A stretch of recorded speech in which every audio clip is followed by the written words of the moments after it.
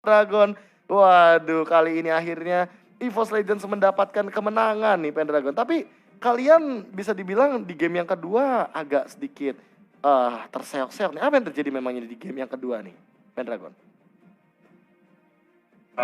Mungkin ya tadi kayak harinya nggak dapet buff terus-terusan kan. Oke, harinya nggak dapat buff terus-terusan dan kalau bisa dibilang dari Esmeralda-nya juga ya. Kamu Game kedua yang ngaruh nggak sih kalau kamu tadi di game yang pertama kamu menggunakan Esmeralda dan lawannya adalah Harit seperti itu, kayak Harit ditemuin sama Esmeralda. Menurut kamu kayak Haritnya ini emang bener-bener segak bisa main kayak gitu atau sebenarnya Harit masih bisa lawan Esmeralda gitu, tapi dengan cara tertentu? Menurut kamu gimana? sebenarnya masih bisa sih, tapi memang juga pasti buat Harit gangguan sih. Soalnya apa ya, Esme juga sekali loncat kena Harit juga pasti mati gitu. Jadi harus bisa jaga posisi juga sih Haritnya. Oke. Repotin lah pasti Harit. Oke, counter natural berarti masih pasti ya dari Esmeralda melawan Harit. Tapi kalau misalkan untuk di game yang kedua kan kamu tadi sempat melihat Rek menggunakan Lunox nih di sini dan ternyata kalian bener-bener bonyok banget di engage sama Valir. Apakah dengan kehadiran Valir ini emang sangat-sangat mengganggu atau sebenarnya dari faktor lain kalau misalkan di game yang kedua tadi, Pendragon? Kalau menurut gua sih emang apa ya, Valir juga bukan nge-counter Lunok doang, kayak juga nge-counter Khalid, terus nge-counter Hilda kan juga kena slow terus. Tipe-tipe Khalid kan juga nggak bisa kena slow kan, jadi kayak susah kabur jadi. Oke. Jadi nge-counter banyak banget sebenarnya sama Valir. Oke, oke. Jadi itu adalah salah satu kelemahan dari Khalid dan ternyata langsung diberikan sedikit kisi-kisinya nih dari Pendragon yang langsung, karena dia juga adalah pemain sideliner yang sangat-sangat luar biasa. Dan kita bakal tahan dulu sama Pendragon jangan kemana-mana, kita bakal langsung melakukan call bersama dengan pihak Genflix Arrow of ini ada Watt. Nah, mana nih Wattnya? Nah, ini dia Wattnya. Watt, gimana nih Watt? Udah tipis banget nih padahal ya kan, di game yang kedua kalian bisa dibilang udah owning banget bahkan. Tapi di game yang ketiga ini apa yang terjadi sih? Apakah kalian agak ragu-ragu dengan draft yang kalian mainkan? Atau kalian benar-benar ke engage sama Hilda Tank ini? Atau kalian punya alasan tersendiri dengan band Esmeralda? Padahal kalian bisa dapetin Esmeralda loh di first pick. Gimana, Wan? Kita kalau di game ketiga misplay sih. Semuanya sih. Semuanya? Dari segi draft, dari segi landing phase dan... Draft enggak. Oh, draft enggak, berarti landing phase-nya ya? Iya. Oke. Hal apa tuh? Landing phase seperti apa? Apakah Angela-nya ini yang bisa dibilang unpredictable banget? Atau jangan-jangan dari ketika Mars-nya udah mulai keculik? Ketika udah mulai keculik sih. Udah mulai keculik, berarti selama landing phase sebenarnya tidak terlalu fatal ya. Tapi ketika hyper carry-nya udah terculik, makanya hal tersebut yang membuat jadi fatal gitu. Oke, Wat, kamu ini lagi sering-sering banget pakai export. Apa sih alasan kamu pakai export? Apakah karena dia bisa ngebuka team fight dengan cara paksa menggunakan, kita tahu sendiri, menggunakan Lassie Sanity dan juga Fire Stack-nya juga? Atau kamu punya alasan lain dengan adanya export yang kamu ini lagi favoritin banget nih pick-nya? Gimana, Wat? Ya, lagi seneng aja sih main Xbox. Lagi seneng aja, nggak ada alasan lain? Ngeselin? Poking damage-nya ya? Iya. Oke. Bener-bener, sebenarnya aku juga setuju sih sama Watt, karena Watt ini mainnya bagus banget dengan menggunakan export. Tapi kita bakal langsung ngobrol sama dua sideliner kita nih. Ini jarang-jarang loh kita ngobrol sama dua sideliner. Ada Pendragon dan juga ada Watt. Nah, kalau misalkan aku mau bertanya dulu nih sama Pendragon, ini apa sih niatnya atau tujuannya ngambil Angela di side lane? Kalau misalkan kita nanya dari Pendragon, coba Pendragon bisa kasih kita alasan? Ya kuat aja tim fight-nya, bisa ngilang dari atas tiba-tiba di bawah. Kejutan lah, kejutan. Jadi bisa jadi surprise team fight gitu ya, dengan menggunakan Angela. Surprise ya.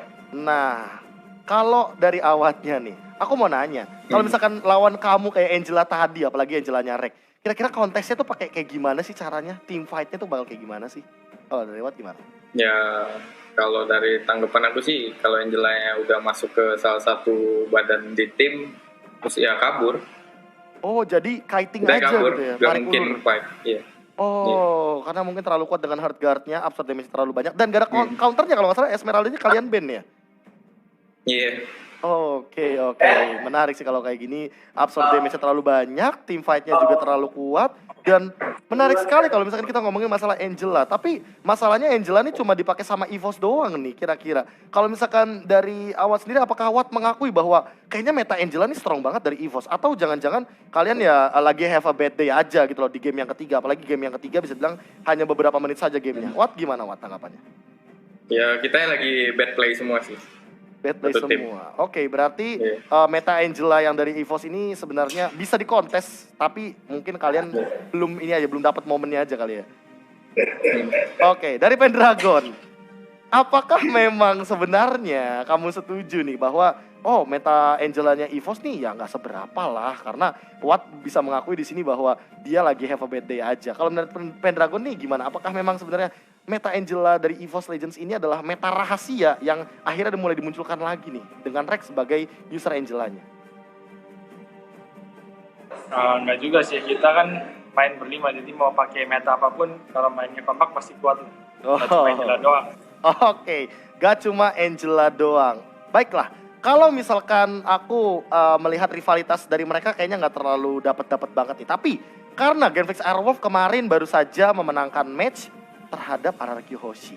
Tapi EVOS Legends bisa dibilang di sini sempat mengalami naik turun melawan RRQ Hoshi, dan kebalikannya ketika EVOS Legends bertemu dengan Genflix Airwolf, EVOS Legends unggul terhadap tim Genflix Airwolf. Nah, aku cuma mau nanya satu hal yang sebenarnya lagi happening banget diomongin soal Sin yang kabarnya bakal kembali di week yang kelima, dan itu adalah band 5 untuk di week yang kelima.